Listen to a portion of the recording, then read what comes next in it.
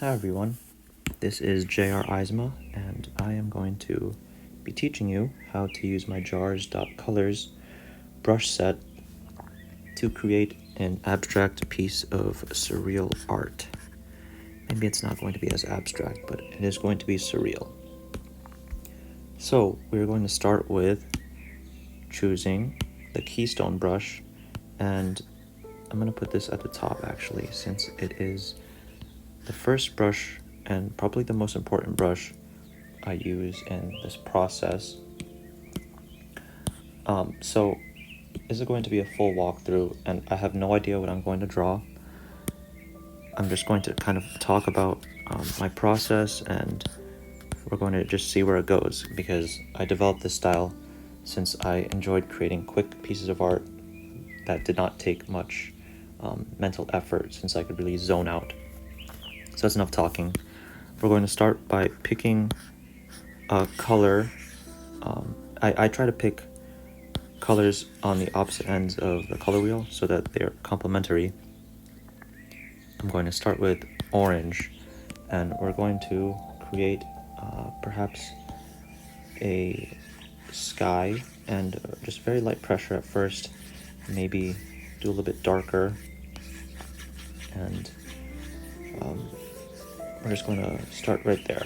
So that was a bit strong, so at the very end there it was a bit strong, so I'm going to take this white by just color picking and bringing some of that white back and bring it up.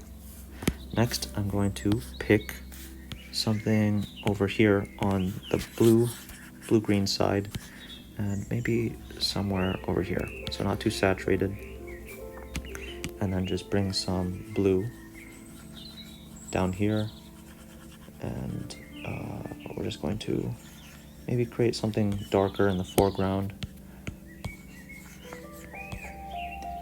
Then that should be really enough for the keystone brush. I call it a keystone brush because that establishes all the different planes in the piece. You can see over here there's a darker edge, so if I take this, I can kind of color pick here, and there's a darker edge here, and this can be used to create the foreground. So maybe there could be, like, say there's like a tree here, you just pull it up and it suddenly creates a plane in the front, and then you take this edge over here and you create another plane. So that's just an example of why I call it the keystone brush, just because it establishes the environment that you're going to be painting. But typically what I do next is use the Smudgio brush and just kind of blend colors together, so it creates a nice texture to the canvas. It allows you to really make it look more painterly, so I don't have any intent. Again, I don't know what I'm doing, so I'm just kind of pulling colors around. Maybe take some of this darker amount. Oh, my apologies, I'm on the brush setting, so common mistake. If you're using Smudgio, you should be in the smudge library. So here's the brush, and then here's the smudge. Because if you're using the brushes, then it takes the pigment that you're currently using and it fills the smudge brush with that, but you really just want to be pulling colors around. So that's not a problem. This style is very forgiving, so you can really just continue with whatever mistakes you've made and just continue and kind of morph around. So it looks kind of like that there's a big wall over here, maybe, and the white is creating almost a tunnel. So I'm going to just roll with that and just see where it goes. So I think we are missing some value in here, so I'm going to color pick down here, go to, still in the same range. For color picking, you want to stick in kind of, sorry about that, there's an alarm. You want to stick in the regions. You can move around a little bit, but basically stick in maybe an eighth of the circle, and you can move around in the actual values and saturations, but I prefer to stick with lower saturated values since it makes pieces look a little bit more cohesive rather than stand out. So what I did was just pick something a little bit darker value from this original color, and I'm going to bring some of that darker value down here. So that really creates a strong foreground, since objects closer are typically darker than objects further away, which fade off into the distance, which is at the atmospheric perspective.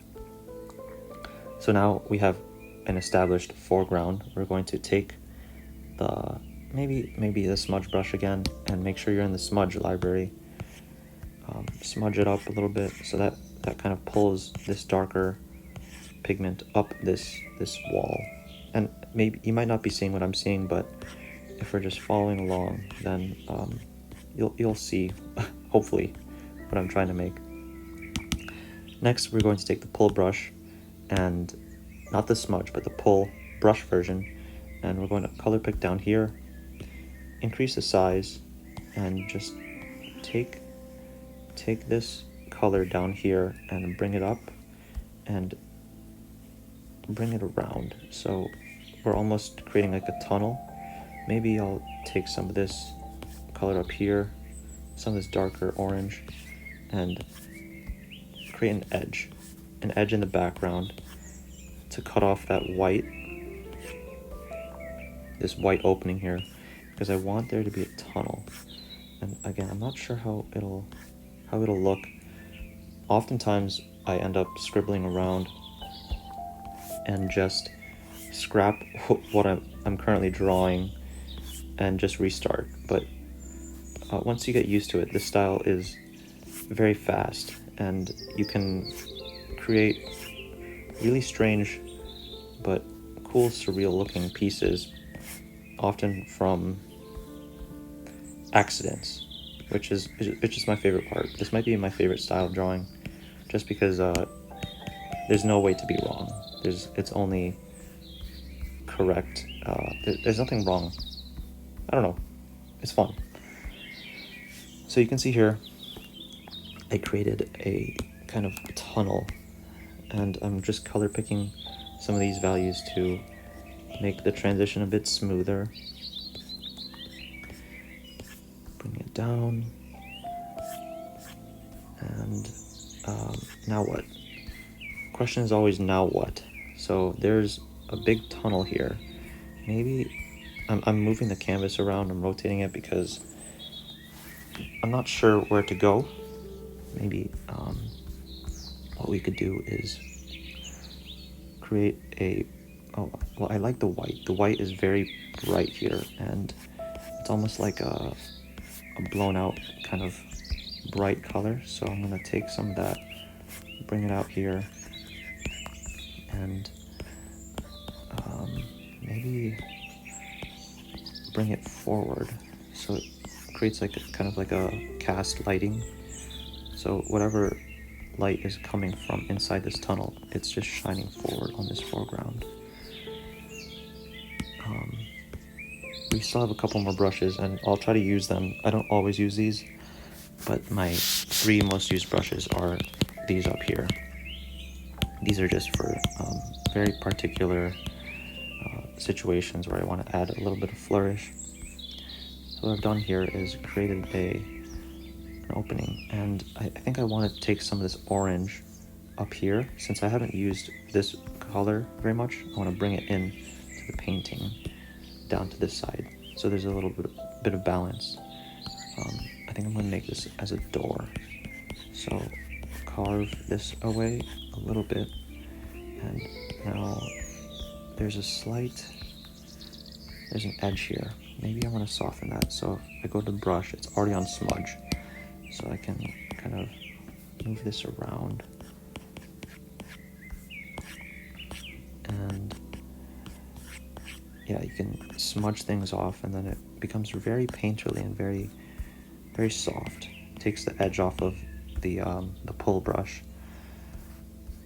So I'll take some of that orange and I'll bring them here, and I'll create a figure. Figures in this art style are very easy to draw. they kind of just look like a long cone with maybe a curved back and then a head. So that's a figure. That's it. You can carve the body a little bit more by maybe adding some subtler, more subtle curves. Maybe drawing like a hand over here.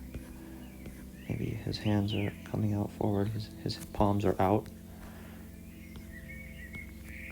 And maybe carve his head back slightly.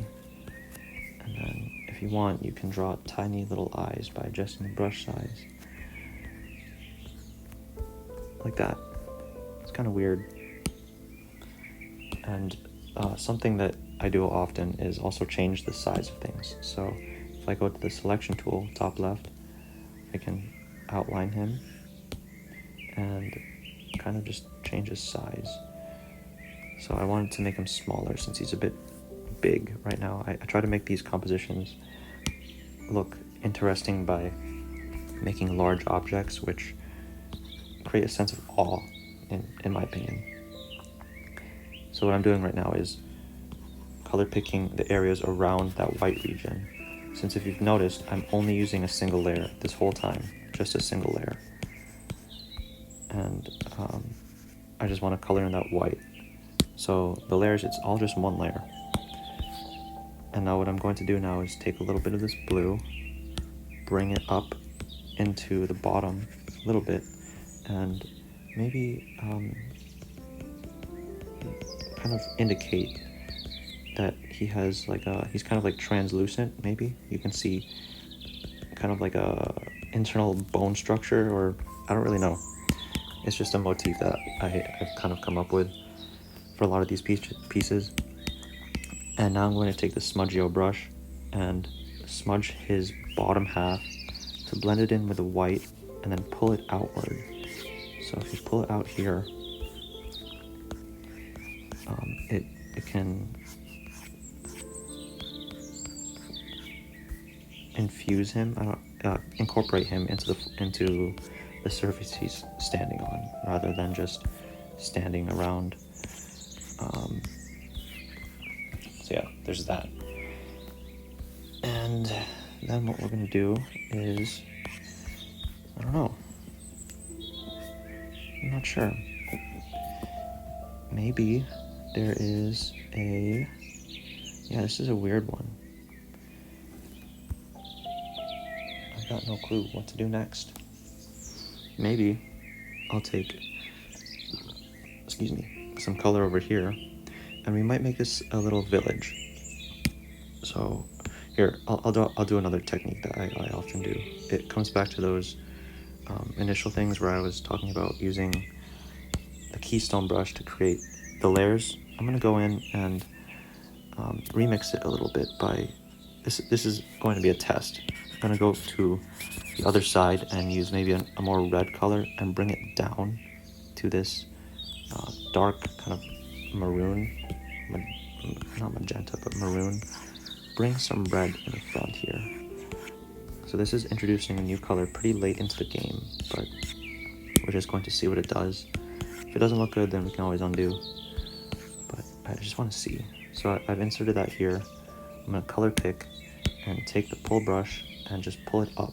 Pull it straight up from the color source. So right down here. I'm just going to pull this up.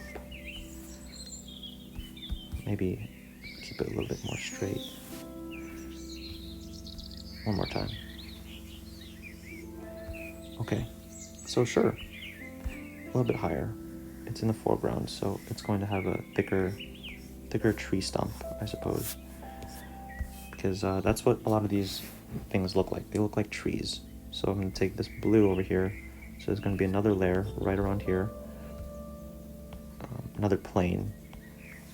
Bring that one up. If it's not straight, then you can adjust the size.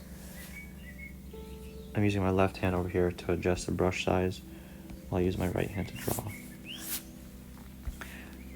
So these two are in the foreground, and we're going to include things in the background too, just because you don't want to forget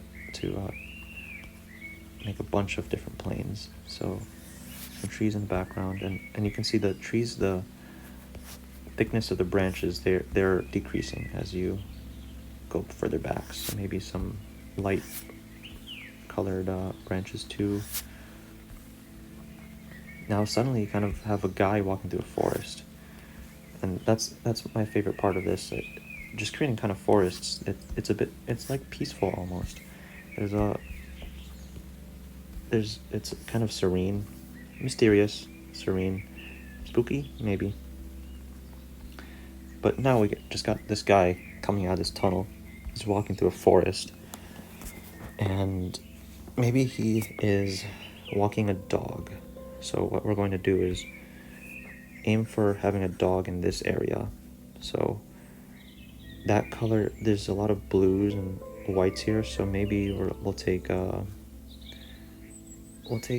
maybe a white color. Yeah, like a bright color. Nah, maybe the orange again. Might need to be something brighter. I'm not sure yet. We'll see. Because he's right here, he's against the white background, so he stands out very well. Okay, that's a good one. So it just had to be a dark color. So we're going to draw maybe a smudge. It's kind of like a smudge.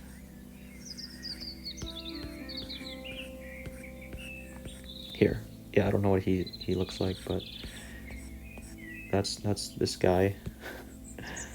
And we're going to draw maybe a couple legs. 1, 2, 3, 4, 5, 6. 6 legs, sure. That's it. Then we're going to take the white and draw a couple of eyes. There you go. So now he's got a pet. And again, we want to ground him.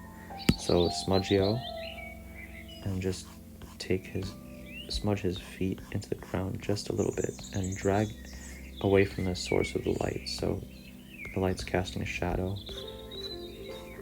He's walking that way.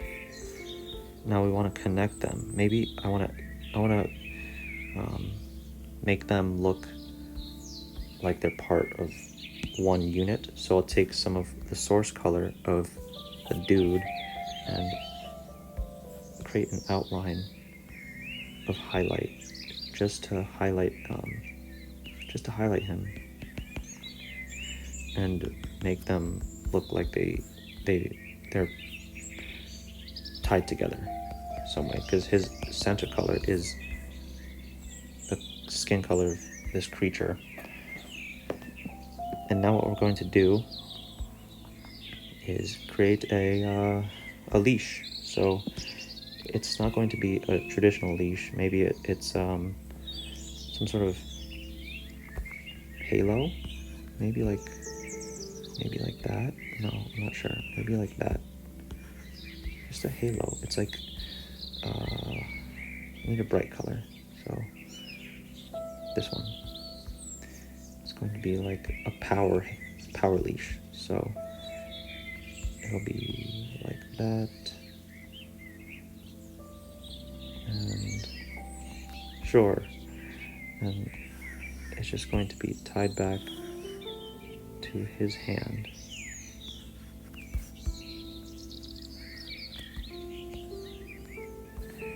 And if you might notice, I did cross this foreground branch. That's not a problem. We can come back to that in a bit, but I do want to detail the leash a little bit more by taking some of the white and outlining it in the front here to maybe make it pop from the background a little bit. And then maybe I'll add another energy thing right there.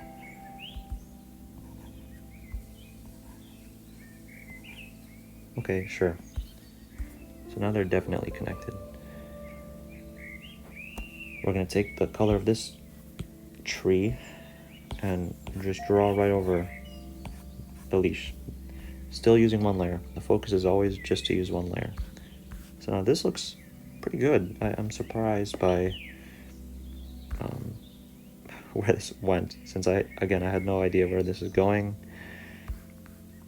What we're going to do now is I'm going to teach a little bit of texturing technique. We're going to draw some texture for the trees.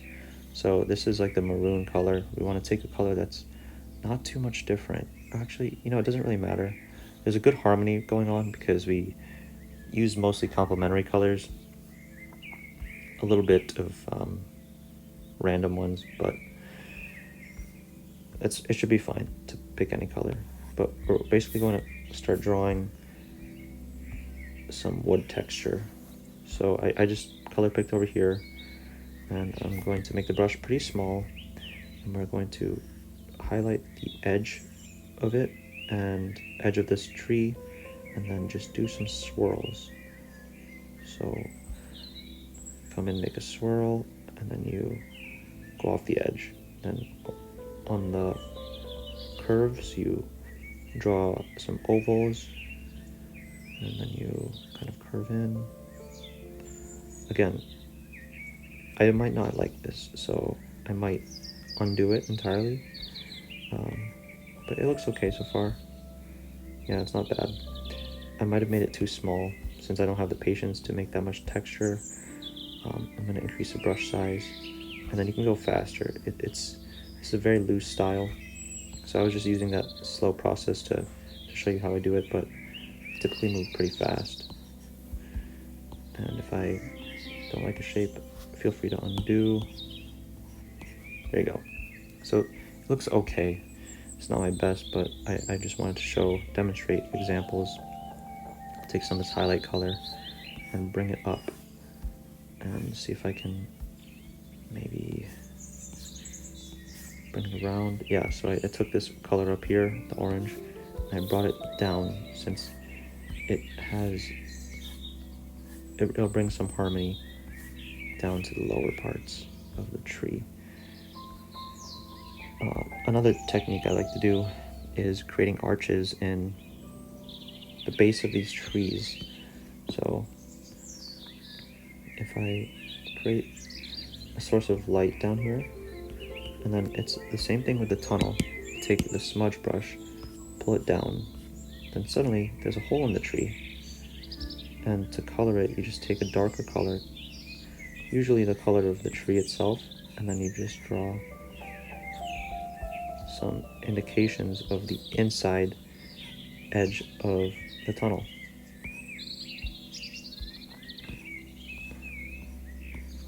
There you go.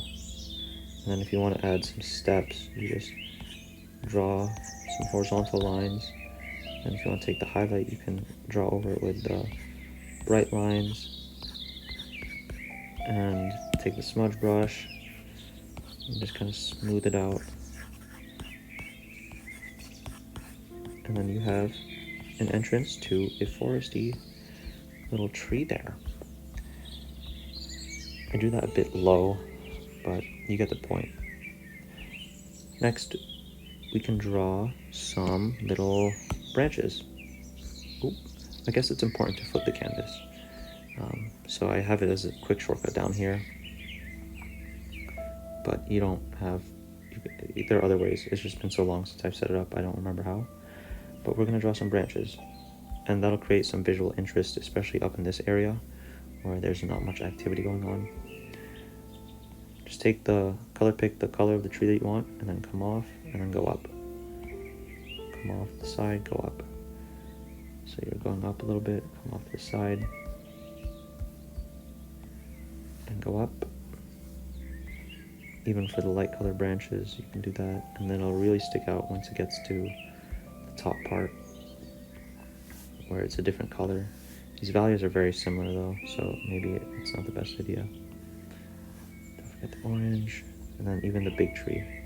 You can make these a little bit bigger because they're closer in the foreground, and maybe even bring the branches lower. There you go. Cool. I don't know if you can tell, but I'm pretty tired now. I'm not sure how long this video is, but Currently it's 1:15 a.m. where I'm at. It's just another day. So here we're going to bring out some of that texture. And you know what? It looks like it could be a bit thicker. So we're gonna bring it up again. Sure, that looks okay. I don't like it. We're gonna just leave it as a big tall branch. No small branches. And then since I want to show you how the stars work, I use it for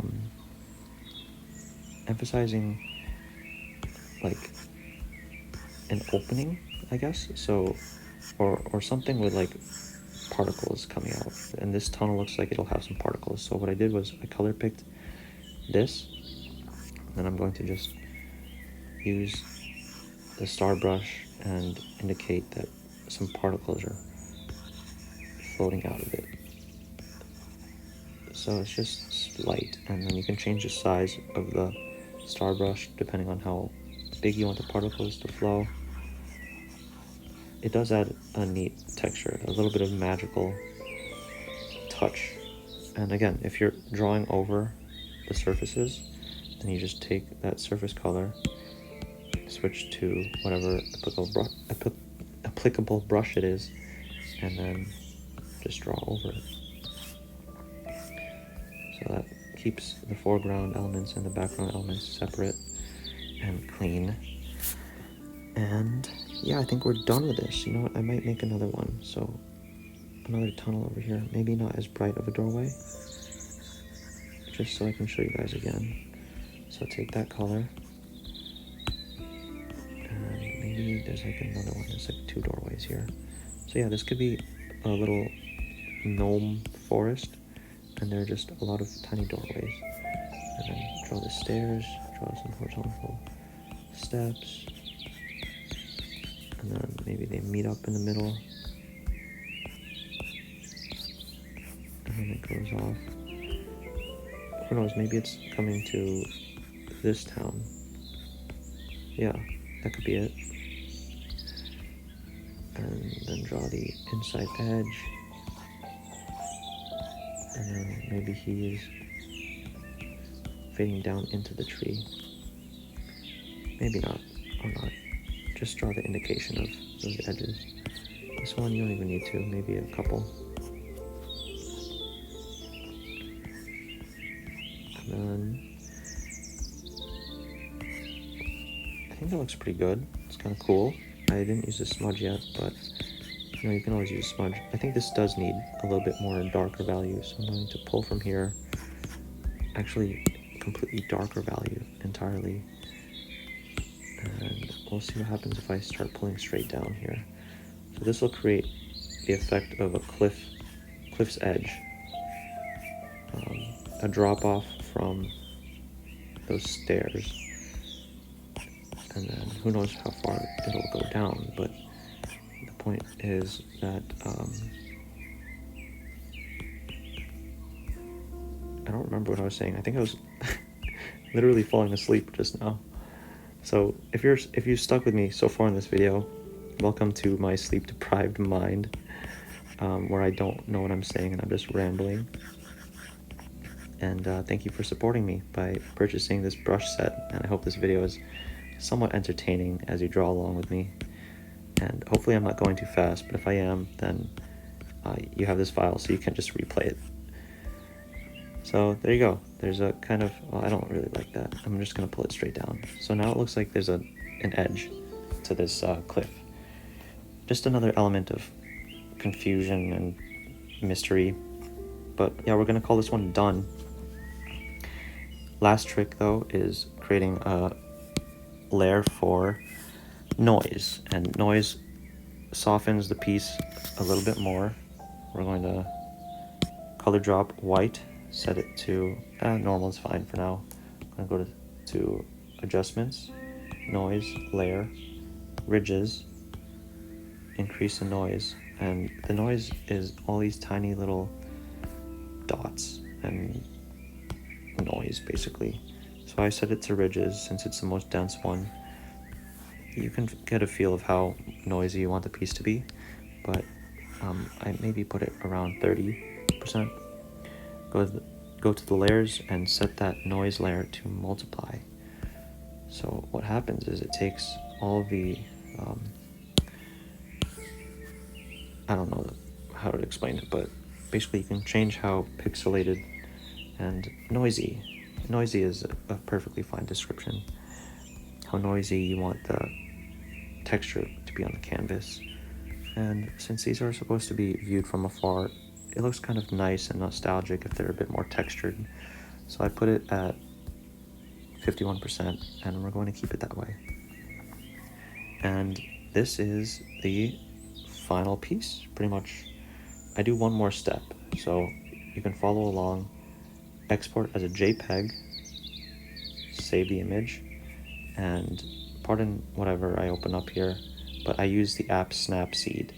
So it's this one over here, and oh, looks like I can long press to open the latest image.